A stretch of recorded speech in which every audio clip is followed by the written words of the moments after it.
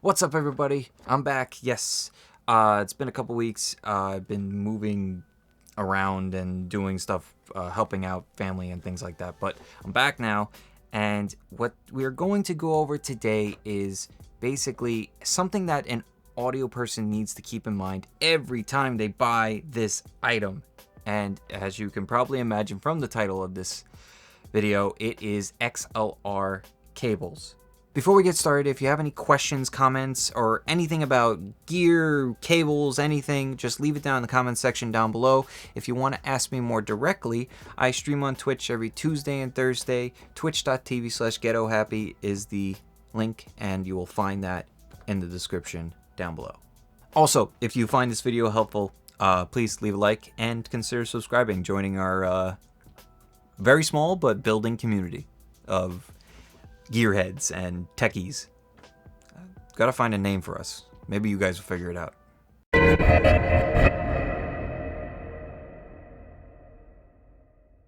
So trying to find cables nowadays is very difficult. As far as like finding quality cables, yeah, sure, you could buy plenty of expensive things, but you don't want to break the bank when it comes to certain peripherals. Like, sure, you want to buy quality equipment, but you don't want to break the bank. Why would you want to spend $100 on an XLR cable? I can't imagine any situation, in my life at least, where I would spend $100 on one cable. There are plenty of peripherals for gear that can be cost efficient and quality efficient. You just gotta go and do your research and find out where you need to go. So when we're talking about transmission of audio from one place to another, you're going to have some type of cable. It's been used for a better part of the last 100 years, but it really changed when people started actually seriously recording and seriously thinking about how can we make this better. Back in the 50s, you went from a time where it was just like, let's just slap something together with the equipment that we tried to put together. Usually it was military use, eventually came to the public, and they used it for their use. But in the 50s, they started making audio recording and really media recordings much more professional, and they more recognizable to what we see today. So in the mid-50s, Canon, no, not that Canon, invented the Type O series cable. Basically, it's a version of the XLR cable, but it wasn't called an XLR cable at the time. We'll get into that in a little bit. And that's what they used for broadcast. They used for some recordings and everything like that. It had 3 prongs, a locking mechanism, and it looked like an oval. Like, kind of like if you took a XLR cable and you flattened it. Basically, what they did was build the foundation of a cable that we know today. The foundation is 3 connectors with a housing that can lock in, not turn, that you just could plug and play and easy in and out. Now, these cables, they became obsolete fairly quickly because through time things evolve and cables change. So right around the 60s, that's when they started to be a little bit less prominent in the audio world. Next, we have the Type P connector series. Basically, it's an XLR cable, essentially. It's just the next iteration of it, as opposed to the O. From what you see in these pictures is zinc cable clamp, basically to hold the wire in its place, steel barrel to hold the housing, which is the housing actually, rubber bushing, spring on the latch lock, insert on the barrel, basically where the prongs go in. And there's a ton of different styles over the years, but it all derives back to this. They all look the same, but they just were like manipulated and molded into what we know today. And they're probably going to change again, but that's what we know today. Moving on, we have the UA series, which is basically just a XLR cable with a crew cut. It really gave it a unique shape, but still the same functionality. From what you see in these pictures, they kind of made it a little more simple, less moving parts, less components, but same construction, more sturdy, and more efficient. And this you probably saw probably in the mid 60s going into the 70s that they started manipulating. Through these 2 decades really progressed a lot. Now finally we get to the X series. Now the X series connector was just the first iteration of what we know today as an XLR cable. And from what I knew, from what I thought I knew about XLR cables, I was always told the layman's way of thinking of it. XLR, meaning cross between left and right. I couldn't be more far from the truth. It really is more complicated and very interesting way of looking at it, especially when you go through the years and through the series as they progressed. So let's get into that. This first X series was your typical XLR cable, but the problem was it didn't have a locking mechanism. I don't know why, because there was locking mechanisms in the past, and why wouldn't they have them now? But that's the way it was. So this X series, I guess, was maybe just a prototype from what I can see and what I've seen in research and things like that. But it's the first iteration of this cable. Now, very soon after that, they went into the XL series. The L literally stands for a latch, which is something they knew before, but they didn't bring it back, and then they brought it back. Don't understand why. Nowadays it kind of is a little weird, but I guess at the time it made sense. As you can see from the diagram, basically it has a full construction of how it's put together. You got the nut on the end, on the close end to the cable, followed by a spring, a washer, a bushing. If you don't know what a bushing is, basically a fat washer that most of the time shaped differently to conform to whatever. Washers are either metal or rubber or whatever, but yeah, basically that's how it is. Then we have the shell, the housing with the thread, and then finally the insert assembly. So when you talk about the insert, you're talking about the actual plug itself. Everything else is just housed around it and putting it together. Now the major things about the XL series is they basically took it to a point where they didn't have any buzzing. They pushed it in far enough that you don't have to worry about a loose connection, especially that locking mechanism, which was really cool because if you think about it, back then it was new technology. It was something that was not used before. It was something that it might be obvious just hearing about it, but it wasn't done. And finally we have the XLR cable. I could guarantee you don't know what the R stands for.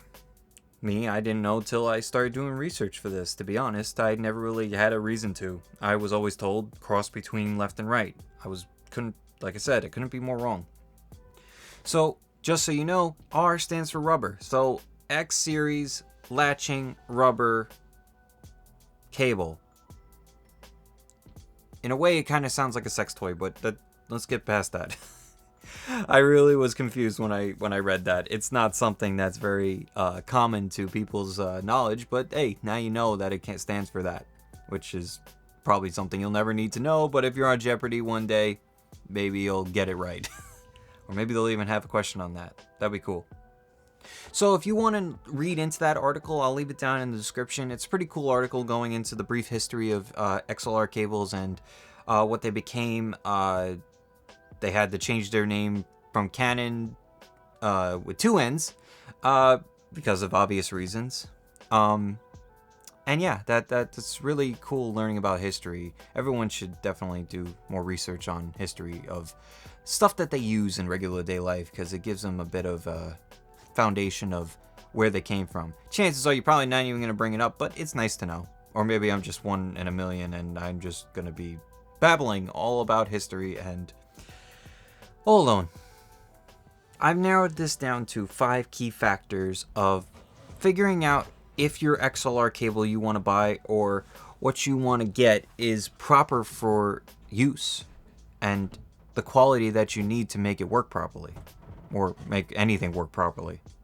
So number 1 is a metal housing or metal chassis as it's called to the ends of these cables. Basically, if it's made out of metal, it's going to be more sturdy and it's going to be more helpful to moving around. If it's stepped on, it's not going to break. Next, you want a screw-on bit to hold the housing to the wire, which is very crucial. It can be made out of hardened plastic, that's fine, but as long as it screws on and holds it together, that's what you need. I've seen a lot of them that were pressed on and they don't work very well because they get yanked very easily.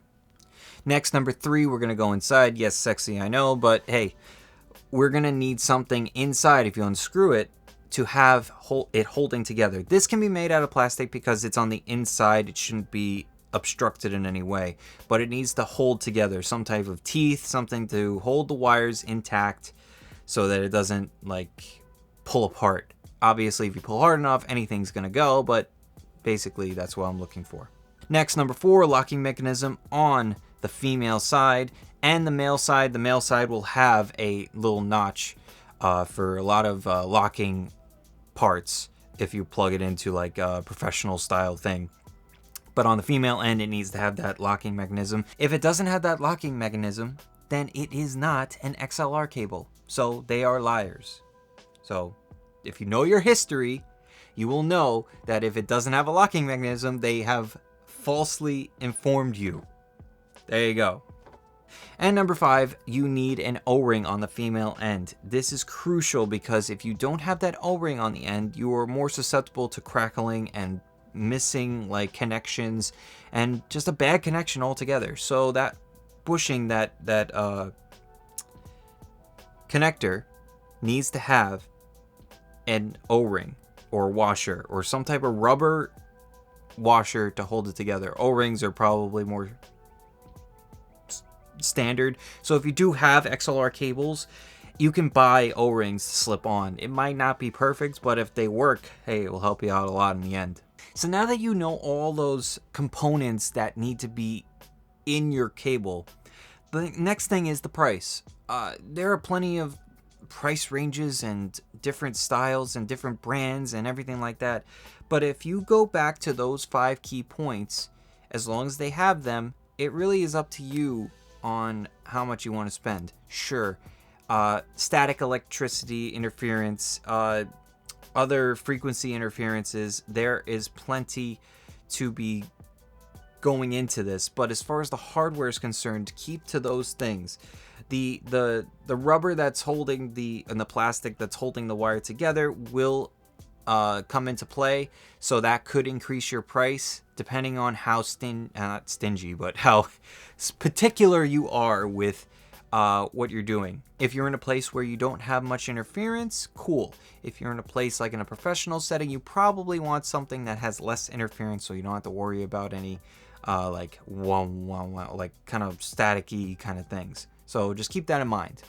I learned this a long time ago from a mentor of mine, a very well-respected person. I learned, one is none. It's an excellent quote, because if you have one of something and it goes bad, you got nothing. So one is none. So buy more than one. If it's XLR cables, if it's cables in general, buy 5, buy 10 if you want, but make sure they're good quality. I have some recommendations. They're going to be in the description, Amazon related. But if you want, you could go to a Guitar Center, Musician's Friend, Sam Ash, that's the other one. Do more research.